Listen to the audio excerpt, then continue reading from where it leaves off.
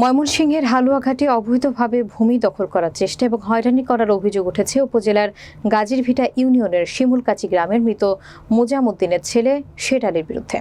বিস্তারিত দেখুন হালুয়াঘাট প্রতিনিধি জুলফিকার আলী জুলমতের প্রতিবেদনে। শের আলী ভূমি নিজের বলে দাবি করে বিভিন্ন মিথ্যা মামলা এবং উচ্ছেদের অভিযোগ দায়ের করেন একই গ্রামের বিল্লাল হোসেনের ছেলে আশিক মাহমুদ ও স্ত্রী তানিয়া খাতুনের বিরুদ্ধে। এ বিষয়ে আশিক মাহমুদ বলেন, তাদের দখলে 10% ভূমির মধ্যে 3% ভূমি 7 বছর পূর্বে আদালতের মাধ্যমে বন্দোবস্ত এনে ভোগ দখল করে যাচ্ছে এবং 8 বছর পূর্বে শের আলীর বাবা সুজামুদ্দিনের দায়ের করা মামলা ভুয়া রিভিউজি সেটেলমেন্ট বাতিল বলে গণ্য হয় এবং 10.5% ভূমির উপর শের আলী গং ম্যাজিস্ট্রেট নিকট মুসলেকা দিয়ে আসে।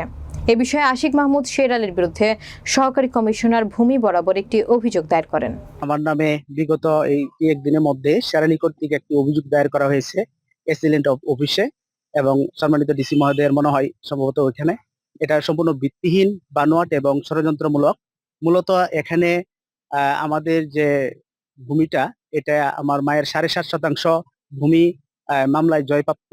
এখানে 4 বছর আমার মা মামলায় চালানোর পর 21 সালে যখন রায় পায়, এটা মামলায় রায়প্রাপ্ত ভূমি।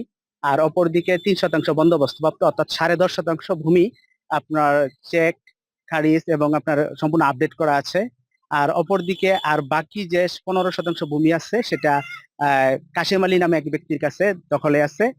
মোট এখানে 26% ভূমি আমরা দুইজনই বসবাস করতেছি। শের আলীর এখানে কোনো জায়গায় কোনো ভূমি দখলে নেই।